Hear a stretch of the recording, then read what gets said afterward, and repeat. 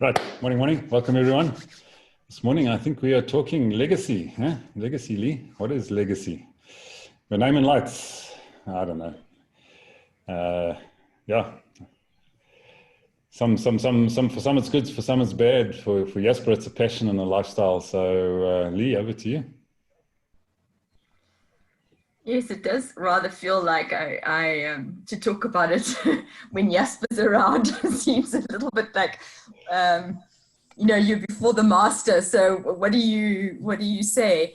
But I'm just going to talk personally. I'm not going to talk about what is legacy or anything like that. I think uh, the conversation I thought today would just be around, what is the legacy that you want to leave?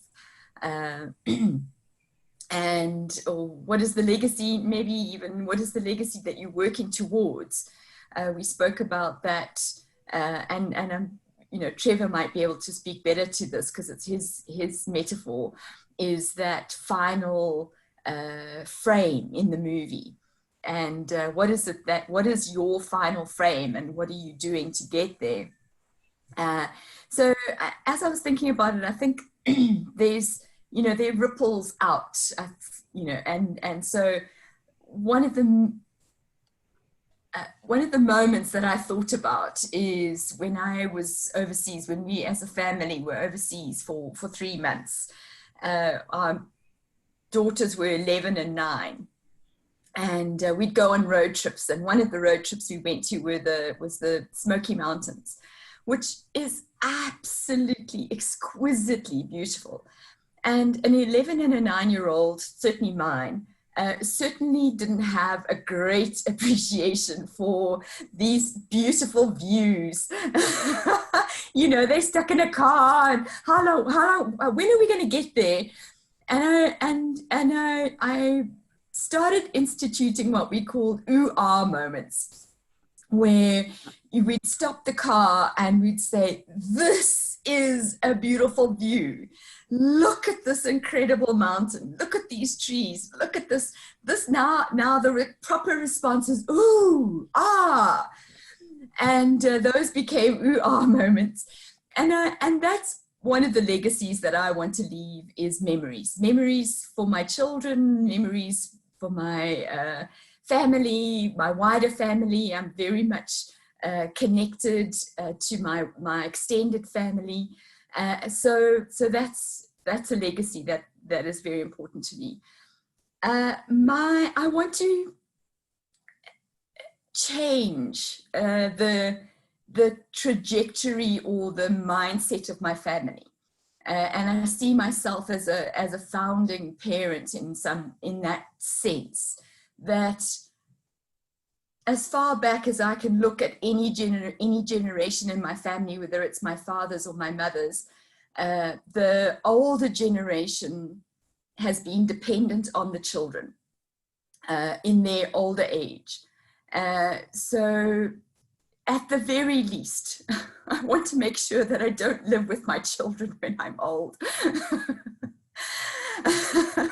I'm hoping that I'll actually leave them something, but it has to also do with a picture of wealth. So wealth and money is something that is a brain thing, and so that's something that I've also needed to work on and think about. And so yes, that's one of the legacies. And then the last one I want to mention, and there are many things that I can think about, but the last one I want to mention is and maybe it's a very grand phrase, but I call it nation building. When for all the politicians and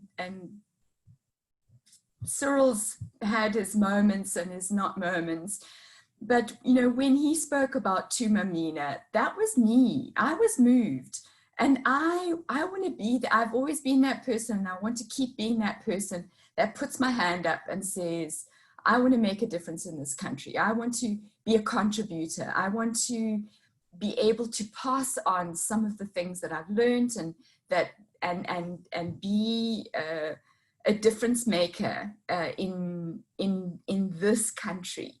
And Yeah, so let me leave it there. Those are the three things that came to my mind. Love to hear from you, and let's go from there. Great, thanks, Lee. All right, I think let's go to Trevor first. Okay, so I don't live my life around thinking legacy. And that's where I take my hat off to Jasper and what he's done. Clearly, having come from a family that had absolutely nothing, and I mean absolutely nothing, I recognize that that all things are relative. And if I think about it, my life is not lived about what people will say on the day that I die. I'm actually not interested. I don't want anything. I don't want a comment. I don't let the idiots make their particular comments and they say, phew, thank goodness that guy's gone. But I don't live around trying to design my life so that people have nice things to say about me in my time.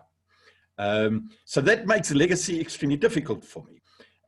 However, what I do, and through my entire life, is that I want my family to have a lot more than what I had coming through and what my family had. So I think what I do is just to try and make things a little bit better, that they can have a little bit more than, and that's either assets or opportunities better than what I had, which is what my family wanted to do, to give me more opportunities better than what they had. So that's about the depth of where I am. Where Jasper goes, I think, is absolutely phenomenal, because he 1000x's the concept of legacy, and I haven't caught on to it yet, but I'm wishing him strength to his elbow in people who actually grab onto the direction that legacy is going, and I doff my cap to those that start his project now. Great, thanks, Trevor. Right, well, I think from that, we better go to Jasper. So Jasper, over to you.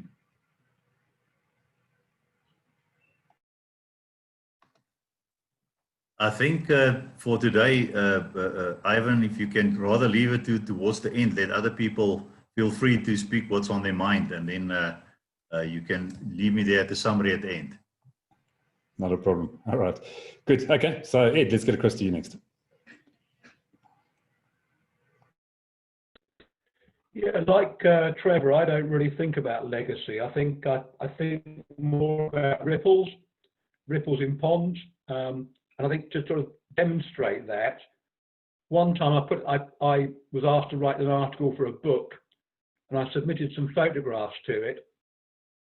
And many years later, I was reading another book, and in it the lady was saying that she'd lost her running mojo. And then a friend bought her this book, and she opened it up, and there was her photograph in the book, and it reminded her of what she'd done. And that was my photograph in that book. So those are the kind of ripples I like, the ones that would just gently change.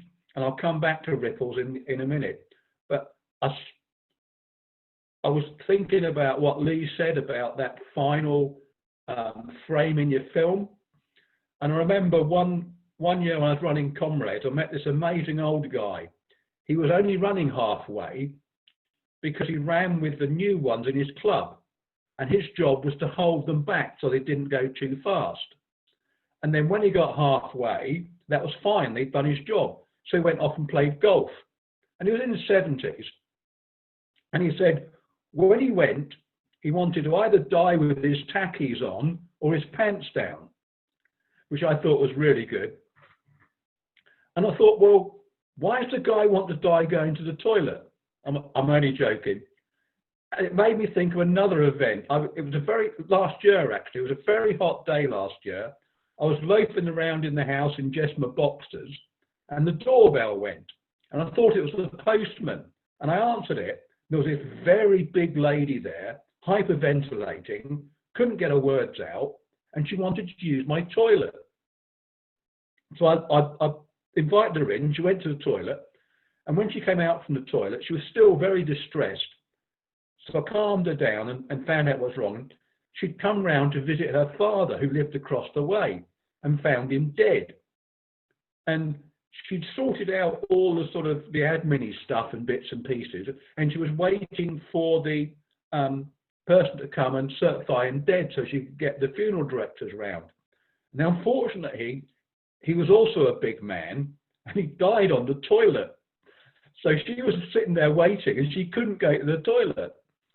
So I kind of wonder what it was like when she knocked on my door and I answered with just my boxer shorts on. Anyhow, about an hour, and I said, you know, I'll come and wait with you if you like. And she said, no, it's fine. My sister's just about to turn up, and I'll wait with her. And about an hour later, there was another knock on the door. I thought it was the postman, so I went to answer it. And it was another big woman, and it was the sister, because they had to call out extra funeral men to lift the body because he was so big. And it suddenly struck me, we don't know when we're going to go and the circumstances we're going to go in. So we shouldn't really leave things till the last minute, and we shouldn't really think about what it's like when we go, because it could be rather inconvenient. But I would love to go peacefully, quietly, with a smile. And with the ripples, when you throw a stone into a pond, very quickly, where you threw that stone becomes calm. So when I go, you know, there'll be nothing to show what I've done. And the ripples that are coming towards me, they will soon disappear because they'll reach the shore very quickly because I can't throw very far. But the ripples on the other side of the pond will still be going when I'm dead. So that's why I'd like to sort of be lying there thinking about those ripples just gradually spreading out. So I like to do small things that just ripple out. No big legacy, no big changes, no Mount Rushmore monuments for me, just a quiet, gentle pond. So it's really good that Jasper's got that background on today. That's my thoughts. Great, thanks, Ed. And I think you've just defined what Wisdom's Chats is all about. You know, our initials are WC, so you've got to be careful with that one. Okay, so right, Mpumelelo, let's get across to you. Morning. I guess in my head, I separate the issue of legacy into two.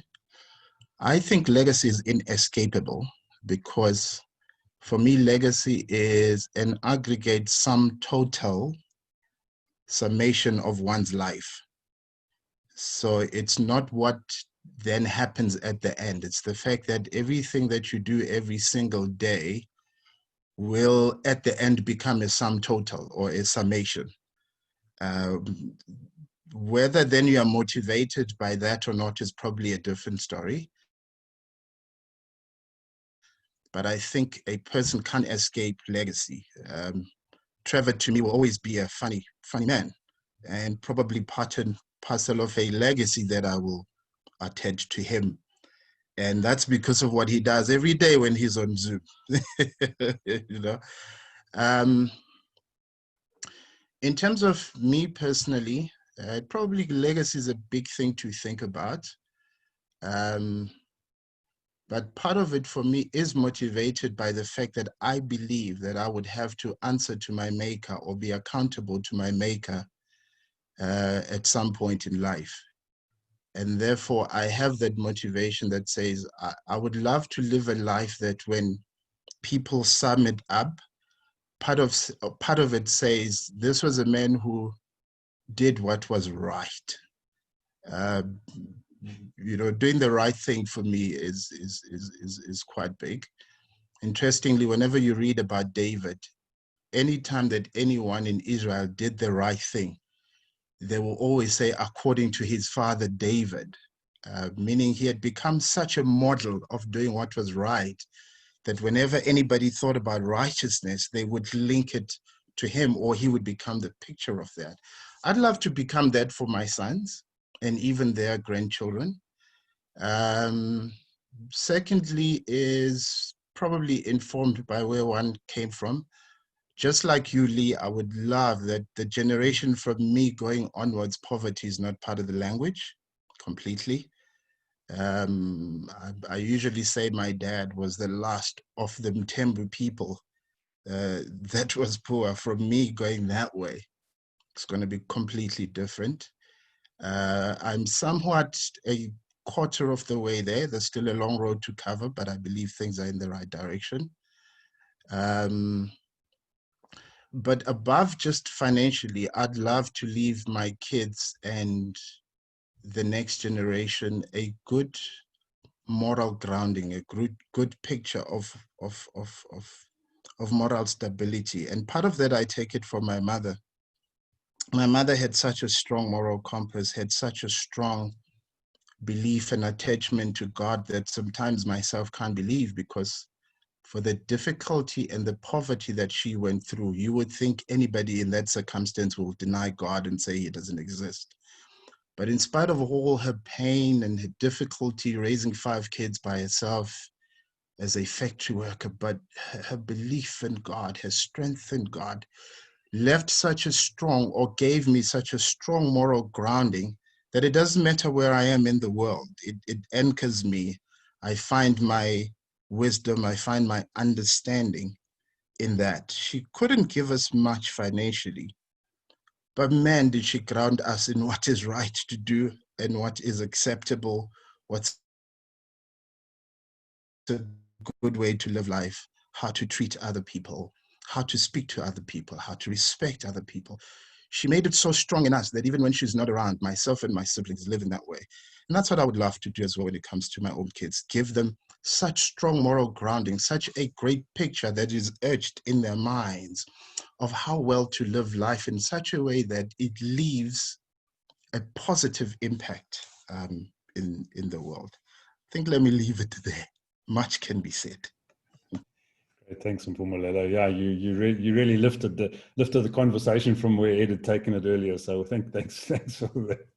Right, Donovan, let's get across to you next. Morning, everyone. Yes, we can't beat what Ed said and other Mpumelelo. I'm just referring to our experience with the Gig Club and Jasper's, advice, whereby we were encouraged to, as a family, to set up, our legacy or plan for the future. So amongst other things, I've listed writing a book, composing music, and also in terms of, leaving generational wealth. It's still a work in progress. Hopefully we'll be able to achieve it. Thank you, everyone. Thanks, Donovan. Yeah, some great thoughts and goals there. Right, Cecile, let's get across to you next. Hi. Yes, I've got a few things that I want to do. Number one, I want my family to know, I want them to know that one has to work hard, but you don't have to be unkind, because my motto in life is kill them with kindness. So you don't have to be mean to get to your end. And then in our family, mostly the ladies, or for all the cat lovers, we've got the saying, whenever we travel and whenever anyone sees anything, we always say, "Oh, kykie kykie," because when the ladies are, for the English people, it's, "Oh, look at the cat," but it's like all stuff together, so it's kykie kykie. So when we see something nice, we would say, especially when the girls are traveling together, we would see something and we would say, "Kykie kykie," and then the next one would say, "Oh yeah, kykie kykie." So the men always joke about kykie kykie. but it's a big saying in our family, kykie kaaitjie. And then one thing that I decided when my children, I left a little bit of a legacy earlier, when my children started buying their own houses. You know, you always think, okay, I'm going to inherit money from my parents, and when I'm in my 60s or 70s or whatever, maybe I'll have some money that I will inherit from my parents. But that's too late. You don't need the money then. You need the money when you're young, when you have a house. So when both my children, when they wanted their houses, I dipped into my own bonds and gave them kind of a good chunk for a deposit, because, you know, as young people, they always require a deposit, and then you can get the house that you want. So I did that for both of my children. I left a legacy earlier. And then just the last thing that reinforced it last night, part of my network marketing company is a unit that you buy every month. It's based on shopping, and it's a unit that you get every month for a country, any country in the world. So the shopping that happens everywhere in the world, that will accumulate a little portion, a small percentage of that, but the money gets paid out on a monthly basis forever and ever. So that is my physical legacy that I'm leaving my children. That as long as they keep shopping at the correct places, all the shopping that the rest of the world do in certain places, that will ensure an income to them. So yeah, so those are my my 4 little pieces of legacy that I wanted to leave. Mpolelo, you don't want those shoes. I promise you.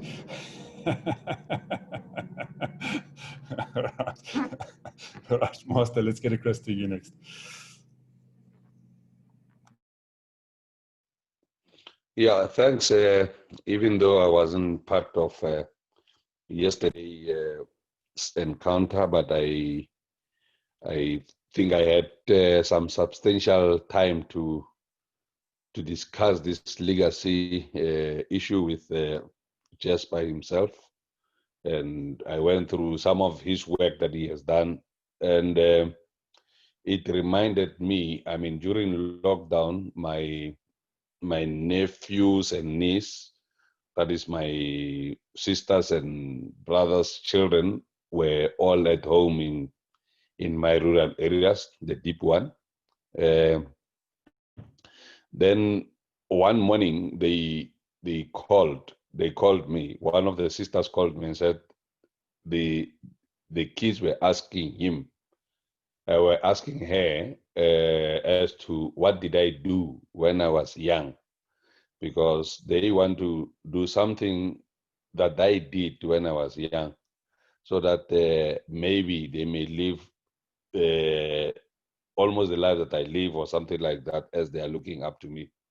And that touched me a bit to say, I mean, they sort of starting to learn something, or they're actually communicating my legacy. And that got me thinking as to what is it that I need to do going forward, because there are people out there, younger, who are watching, or even older, who are watching as to what is it that I do. In as much as I may not be, I'm quite fascinated about legacy.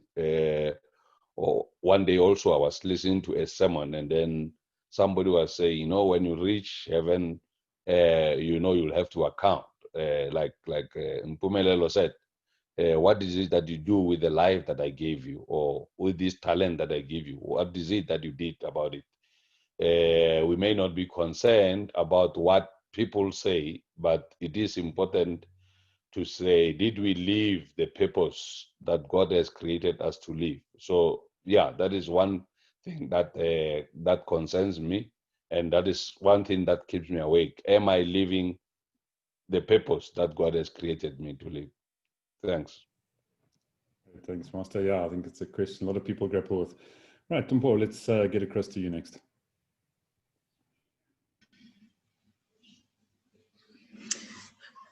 Morning, everyone.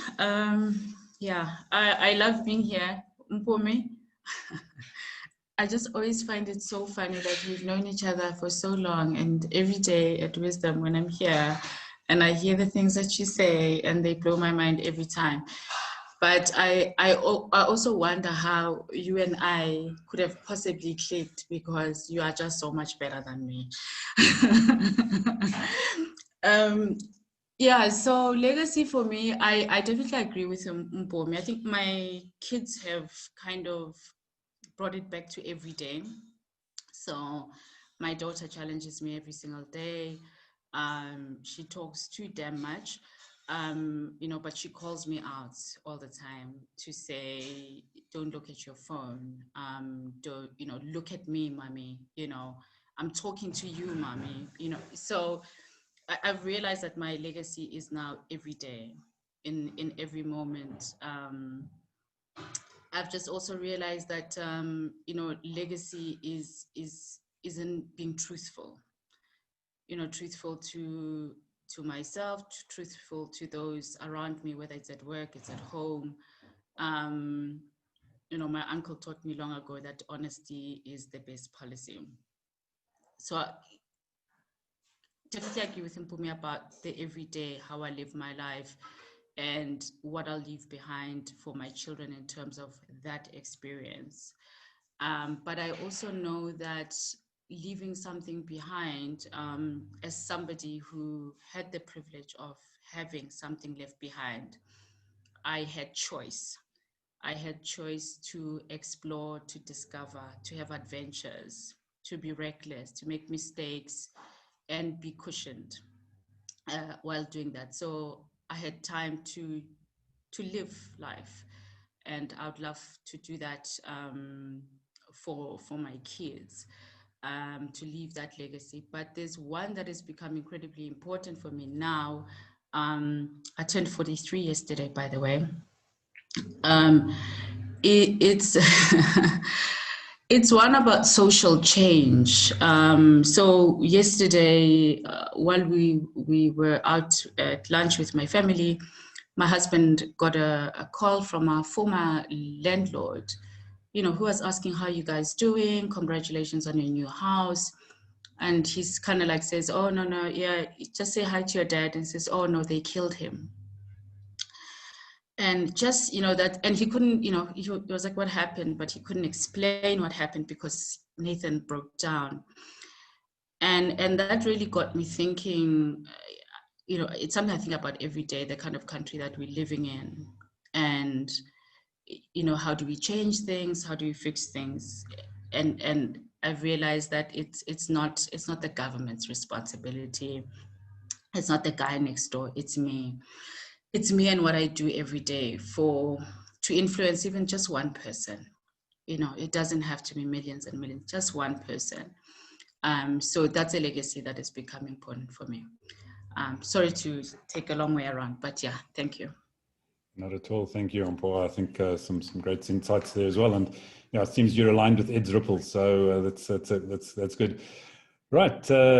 Yeah, it's an interesting topic, isn't it? And I must admit, it's something that I'm still grappling with. I don't really know what if any legacy I want to leave. But I'm starting to think that 120 Wisdom's chats in a couple of months is probably forming a foundation of some sort. So we'll have to see where that takes us. So I think over to the Master Jasper. Sê vir ons, hoe werk die ding? No, we only have one master in the group, and that's our friend Masters there. I'm just the eternal student on a topic that interests me. And I think legacy has just become almost I call it a collective name for a few processes. And I was wrestling with what was wrong in society. And that's how, and the legacy came later, but it's the mindset of thinking quick fix versus thinking long term and the impact that my decisions might have on generations after me. And I think everybody has summarized exactly what legacy is from that perspective, because legacy is not just one thing. So just where my interest in it came was about the whole mindset. And I think part of what made me want to work with Trevor was we shared the whole mindset of unlocking resources. Everybody has resources, but how do we unlock it? And I found that if you think short term, you're not aware of the resources that you have. But if you think long term, you're willing then to share your resources with someone else's resources, and then 1 + 1 become 11. And I think the other difference between the mindset of legacy versus not thinking legacy, a legacy-minded person realizes he owns nothing. And like we've heard, your life can be snuffed out very quickly. But that while you're on earth, you're a steward of resources. And that stewardship is about relationships, and it's about resources, and it's about a whole lot of things. And while you're here, you're a builder that will continue to build on the foundations that you have found arriving here on earth. Whereas a person who don't have that mindset just think of himself, entitlement, thinking I'm the owner and a consumer. So for me, it's really about rediscovering ancient truths. So it's not new. Nothing that we do here is new. Everybody knows it, but somehow it got lost, except for these generational families where it's instilled in them on a daily basis. And then finally, the legacy, we all have impact. So while you're on earth, and like the people, several speakers have said, you will be remembered for something. The question is whether it will be good or bad. And even the bad person, people remember some good about them. But the point is you can control that process. And the big thing is to discover and work out your life's purpose. And it's also not that difficult, because we all have certain gifts and talents. And when you start working in a group like this, like Ivan never knew he could be a good facilitator. And then he was just dumped in the position, and he's absolutely brilliant in that position. So we all have gifts and talents that other people probably see earlier than we find it ourselves. But as we then start embarking on that journey, we find that we actually like it. So I can see the purpose of Master and Mpo and Mpumelelo and Donovan and each and every one of us here in the group, that as we continue on this journey, you will become more clearer and clearer on what you want to do. And then finally, that legacy, although when we say a legacy, and I use the words like what happened in the mindset of the Oppenheimers and Ruperts and the Maponias to say the buck stops here. I will be the last person in my generation that had to suffer like this or to work like this. And then they embark on a whole new journey, learn new skills, develop new networks. And it's easy then to look at those families and only think in terms of the physical wealth. But I think legacy is a whole mixture of things. And it was already said here, it's the values. So Mpumelelo said the values that was instilled in him by his grandmother. So without a moral compass and values, all these other things are just a waste. Then I'm very much into networks. And I think that's what defines us here in the chamber, is the value of networks, but not just network for the sake of networking with people, but value networks that make you better than you are on your own. And if you can leave that behind to your children and children's children, that is a resource that you can almost not put value on. Then for me, it's very much, and what drives me to a large extent is I want to give my children's children access to resources, which currently in our country, it's not freely available. It's limited by politicians and stuff like that. And also the protection of those resources. So I don't trust the banks. So I'd rather want us to control those kind of resources. So resources and the protection of those resources is important to me. But I think one of the biggest things you can leave as a legacy is the life skills to handle challenges. Because who would have foreseen the economic situation that we find ourselves in right now? Last year, it wasn't even in any one of our wildest imaginations. But because of life skills that we've attained over time, we can now handle challenges better. And there's going to become more other challenges, new ones that we've never been exposed to in the past. But if you can have the life skills and you can pass that on to your kids, then you know that 20, 50, 100 years from now, they're okay because they can handle the challenges of their day. And I think Paul said it, I loved what she said there, is she had a choice. And I think if we can just leave our children in a circumstance and in conditions where they have choices, where if they then choose to squander it and be bad, that's fine. But we've given them a choice at least. So I think that's part of your legacy. Do your children have a choice? And then the last thing is, we sit in exclusive company here where some people are singers and some people are authors, but painters. Those are quality stuff that you can leave behind. So if you can paint, and Ivan, with your ability to capture nature and even those microscopic stuff and make it available to people, all of that is part of our legacy. So I think, so legacy is never complete. And while you're here on earth, you are working it out. And it's only in hindsight that people actually, like Pumalele said, summate the whole thing and say, all right, that was the sum total of his life. And it doesn't matter how long you reverberate. And I like the analogy of Ed, of the pond. Some, depending on how far you cast the stone, some of the ripples will reach the shore quickly, but what about those that are going on in the ocean and you never know about it? So I will conclude with that. Great, thanks, Jasper. Yeah, as you were talking there, I think the legacy perhaps what we're trying to leave here in Wisdoms is to help people to think, to teach them how to think and discern for themselves. I think that's probably the foundation of everything that you were talking about there is actually to be able to think for yourself and not just simply follow what's out there and make your own decisions, which I think great legacies to leave for your family and your generations to come. So yeah, thanks for that. Lee, over to you to wrap up for the morning.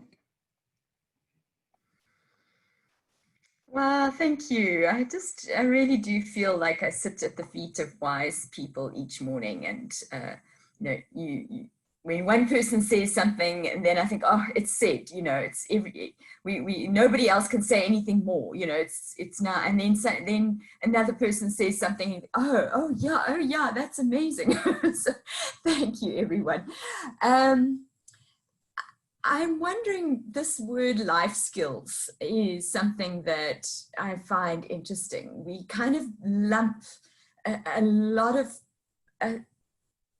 what we think are life skills into this one phrase. We need life skills. And it's actually a subject. It's a matric subject, life skills. And somebody's actually put together a whole curriculum. And my daughters have gone through that curriculum, and I'm afraid weren't very impressed with whatever life skills they were told that they needed. And only discovered those things as they went. So I wonder whether we could talk tomorrow around, what do you think are essential life skills? What do you think are essential life skills? So that's what I'd like us to talk about tomorrow. But Mpumelelo, I want to just ask you, have you shared an article yet? Not yet, Lee, and unfortunately, I don't have an article to share. I hadn't written articles a long time that I can share now. So is there so this is my challenge to you. Either could you dig back into your archives and share something that you wrote 1 million years ago, or between now and next week, can you write an article? I have stuff that I've written, so I'll have to dig back into that. It wasn't articles per se, it's just aha moments that I come across when I'm living life. Otherwise, if I can't find anything, I guess I'll have to write something. So we would love to hear. If you don't mind sharing something that you've written that will prompt our discussion in the next couple of days, that would be amazing. Oh, sorry. And then before I go, happy birthday, Paul. Hope it was a lovely day. Celebrate you. Thank you for joining us today. And yeah, happy, happy, happy. Absolutely. Yeah, I had to get to school at 7:30. It was torture for my kids, but on your birthday. such is life. Not to be able to get here at the time I got here, I had to be at school at 7:30 and then go through all that drama for COVID. And Paul, I fixed you a cake, huh? Yeah, what about money, Trevor? What do you want to do with the cake? He's already offered to pop up to top up my bank account, Tumpo, so you'll have to stand in line. I'm in a hip hop video, Mina. Money. Good. All right, fantastic, folks. Have a great day and think on these things. One of my father's favorite sayings when he used to end his sermon was "think on these things." So I think that's what we're thinking about tomorrow. So have a good one, and we'll see you in the morning. Go well.